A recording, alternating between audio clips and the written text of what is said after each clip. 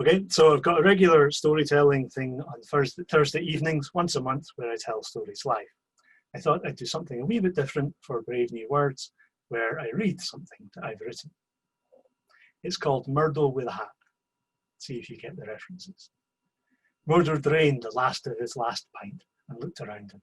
The thick varnish on wood of the panelling kept the room dark in tone, but the roaring wood fire and the noisy patrons were all the warmth and light he needed to keep his mood well lit. He shuggled a bit to make himself comfy. The last taste of Galloway's golden ale set in. He was sitting at a table made from an old keg in a visitor centre that hadn't seen a visitor since the Great Crash. It was now a nook where droopy niggers gather and talk utter bollocks, without fear of being reprimanded or reminded of the details. Across from him, Murdo's pal, Johnny, pulled a flyer from his new fancy suit and ripped a strip of it off and then began to roll up. Something to take the bite off the storm brewing outside. Tattered ends of the decorations clung like barnacles to the corners where wall meets ceiling. The venue was busy since it had been a day of a market. Folk from the glens and the coastline had all met in the town, and it had been a busy day exchanging goods. Everyone was enjoying time off from work now, and from time to time a song would spontaneously take off, or a tune would be played, followed by some dancing. The warmth inside and the glow from the stove contrasted sharply with the greyness that could be glimpsed through the windows, if anyone had cared to look out. Who knows what the horses and ponies looking in from the outside thought of the arrangement. A graphic on a flyer caught Murdo's eye. Being in the mood to be expansive with his attention, or more accurately, hungry for as much life as he could get to experience in the moment, Murdo grabbed the rest of the flyer, careful not to disturb the precious mechanics of Johnny's operation. Murdo read, "Build your future, sow the seeds of your future prosperity, meet people, make friends, and see the world." The bold font was interspersed with pictures of smiling people and their glowing reviews. Unfortunately for their promoter, their name and the contact details were about to go up in smoke. "Am's the inns which gie us this right fancy gear. Their flyers are right good, roaches and all." Johnny had noticed Murdo's attention. "Been carrying a load of them all week, punting them through the doors around here." "Fit they about?" "Oh, they're one of the new kirks. All the lassies are into them. They hung out free clays, day classes, and get you taught. A fast way to track into urban life and escape from poverty and hard labour. They cry themselves, nae kingdom new. I didn't ken any who have joined up with them." "Bollocks, oh yeah, you'll nae find me greeting about nae place in urban life anywhere." This was the anniversary of the disappearance of many of Murdo's closest friends. He usually marked it by drinking a large amount of alcohol in the last pub they were in together. There had been 5 of them, all friends from their teens. Unlike those who this new kirk were trying to recruit, they were all from the post-crash urban environment. They had ID cards, steady jobs, and a way of life which sustained the privileges considered normal around the start of the 21st century. This had all come to an abrupt end when they found out the rumours of disappearance and human experiments by the global corporations were true, and that they were the test subjects of one of those experiments in the remote Galloway holiday cottage. 2 of Murdo's friends had disappeared. Another 2, they were confirmed dead. And the 2 he knew were dead had both tried to make it back into the urban area following their ordeal. One died in a road traffic incident, and the other, or so Murdo believed, was shot on a city street to prevent the stories of the countryside contaminating the urban bubble. Murdo had chosen to disappear and had left the city behind after that and found a new life in the savage wilderness of post-crash countryside. Good with his hands and not shy of grafting, he had found a warm, if somewhat precarious welcome, picking up odd jobs to earn his keep. He was still looking for answers and for his missing friends. Sometimes, in the blurry overlap between day and night, he felt that he caught glimpses of one of them, Regan, out of the corner of his eye. So he continued to search. Except for tonight. Tonight was his night off, and he'd get Uncle Foo with his good neighbours before riding home. Home, at this time, was a cybercross an hour's ride north from his current location. He'd been living there with Kate for a couple of months now, and it was becoming home. They were self-sufficient for their basic needs. Urban currency and luxuries were supplied through Murdo's odd jobbing, and the online work Kate did when the broadband was still running fast enough. She'd been happy working the craft successfully for several years. 2 can live almost as cheaply as 1 though, and Murdo came with benefits. So she'd invited him to move in. Part of Murdo's brain knew he'd forgotten to tell Kate he would be back late. Several days late.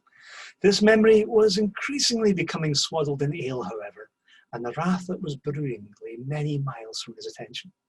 Ale followed ale. But no fine, quaffable food can stand against the salt tide of time forever. Wobbly, on unsteady feet, he eventually left the company of Johnny and all the bonny folk to saddle his stout boarder's horse and attempt the ride home. There was a small setback, sorting out his left foot, needing to find the left stirrup, which, whilst not being the right stirrup, is definitely the correct one, if you went to end up riding forwards. After that, the horse took over, her intelligence far outstripping that of her owner in this current state. Before the crash, in the cities, autonomous cars had made the drivers redundant and increased people's reliance on computers. It had only taken a few post-crash decades for the rural economy to revert to horsepower, and a different form of meg. The road was healthily washed clean by the lashing rain. Wind animated the trees like puppets. The darkness and the taste of winter's cold made Murdo pull his good blue bonnet down firmly, and he hunkered close to the horse. The road was a familiar one, and the going easy at the start. Once it left town, it wound northwards. The route roughly followed the river. Since the cities still depended on wind farming from this area, the road was well maintained. Well, mostly. The odd tuft of grass resisted this intrusion on the wild, and potholes expanded every winter, but cars could still pass with ease. Not that there were many of them, or any travellers indeed, except for Murdo's long-suffering horse, plodding its route home to a dream of hot oats. Immunised by the cold by a sufficient level of alcohol in his bloodstream, and from the rain by the great coat which had cost him a month's work, Murdo's thoughts wandered in a blur of happy memories and drink-fuddled nostalgia. There's a place where the road and the river are funneled close together by a combination of steep slopes and rocky outcrops. Wiry birch trees are a riot of green in the summer, but tonight they were buffeted by the wind, and they were more like a coven of white witches' wands moving mischievously. Or, given the time of year, perhaps even the pale fingers of a corpse hand clacking at the edge of the deep green forest beyond.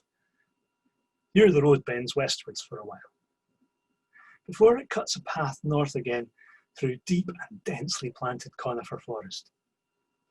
It was then that a combination of lightning, a pothole, and Murdo's inebriated state combined to jolt him bolt upright in the shadow, gazing keenly at a copse of rowan trees, framed by the dark green evergreens. Highlighted for an instant on the edge of cognition, he was sure that he saw Regan staring back at him. But then the wind changed again, and the red of her hair became autumn leaves, her arms pale boughs, and the sight was once more inaccessible, just a stray copse of self-seeded trees. For a while after that, Murdo pushed his horse, was more eager to cover the remaining miles to his house. There was a particular bridge he worried about, where if the water rose, the road would become treacherous. He pulled his hat down low again and faced into the wind. The road had become decline as he drew near an ancient crossroads. The landscape here began to plateau out. The farmland had never been rich on a global scale, but in previous centuries it had generated enough wealth from wool and beef to be home for a number of great estates. An isolated hillock bore witness to this in the form of a kirk. It had always stood alone, but whereas once it was the centre of a cultivated landscape and easily accessible to thousands of farm labourers, now it was a ruined wreck of civilization in a rocky green reef of gravestones. But tonight there was a light in the windows. Murdo's curiosity was awoken. With a snifter from his hip flask to refuel his happy buzz, he urged his horse closer. Dismounting at the gate, he approached the kirk building cautiously. The storm seemed to be avoiding this hilltop, and as Murdo negotiated his way between the headstones, he heard the faint strains of music. Drawing closer, he noticed that the building was no longer a ruin, but had been partially restored, at least enough to provide power and light. The building blazed with a flickering of lights and sparkles from a hidden disco ball. Mist from the smoke machine was drifting under the door into the graveyard. Towering above it, on the spire, perched the satellite uplink with hellishly fast broadband. Power, sophistication, influence, connections all piped at speeds that made Kate's cybercrafting look like it ran on dial-up. Unsure of himself, but still drawn on with curiosity, Murdo crept up to the window. Keeking in over the sill, he saw a sight that burned itself into his memory for life. Never having had much interest in religion, Murdo was still outraged by what he saw. It wasn't the full-blown orgy that shocked him. He'd been born into a world of internet.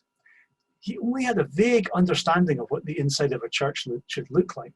So the very modern interior didn't look much out of place either. It was in fact similar to any urban corporate multifunction marketing suite. The sight which drew his attention, like a car crash or clickbait video clip, was the rhythmic chanting and a person dancing on a table. The table at the far end of the building was strewn with drinks bottles. Slogans flashed on the drink screens behind it. Sow a seed for your future. 1K a week is achievable. God wants you to be wealthy. We can help. Flyers with a testimony of those who had made it into corporate jobs stood in piles on the table, and the wealth acquired in tithes from 100 new congregations surrounded it, cavorting in a sensuous dance to the mantras of investment and pyramid marketing. A woman was undressing at the focal point of the throng. Drawn by urges stronger than his will, and freed by the spirit from his flask, Murdo moved closer to the next open window to get a better look. Climbing in a box as empty as the promises made by this bastard Kirk to its adherents, Murdo's gaze was locked onto the woman, hooked with a combination of her power undressing and his beer goggles, held by his lack of will to look away. Some part of his brain recognised enough of the banners and slogans to lately link this place with the "Kingdom Now" flyers from the pub. Another part was aware and veered away from the charms of prosperity and promotional material piled high.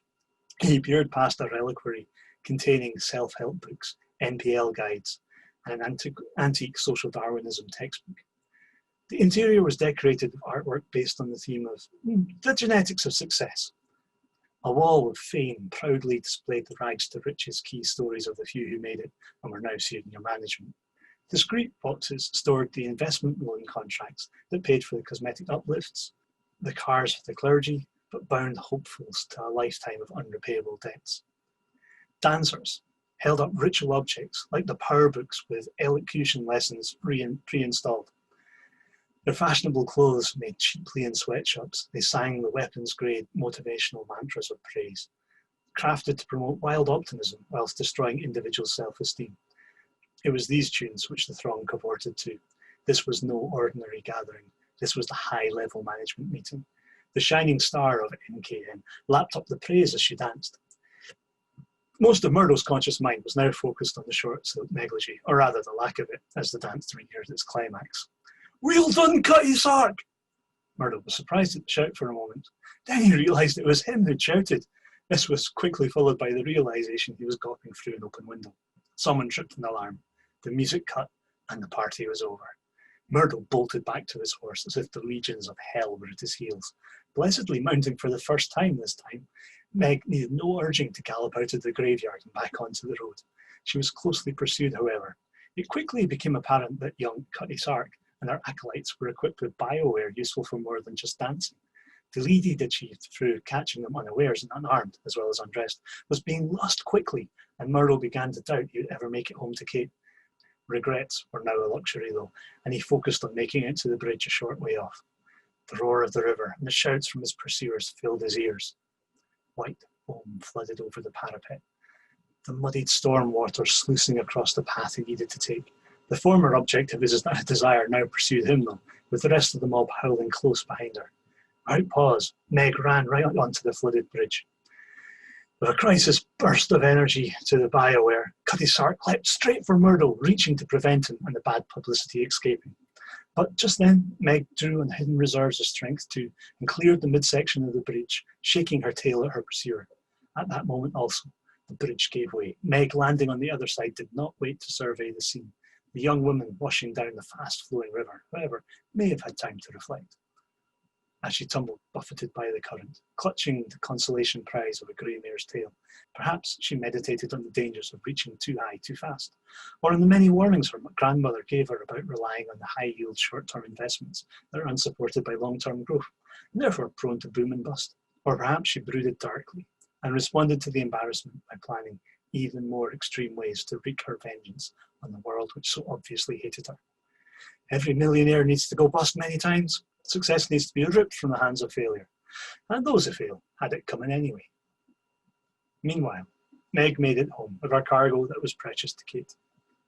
Unseen eyes from the forest watched him as he drew near the craft. Eyes that were remote now, but which remembered happier times when they would build dams across rivers as children and learn to control the flow of water.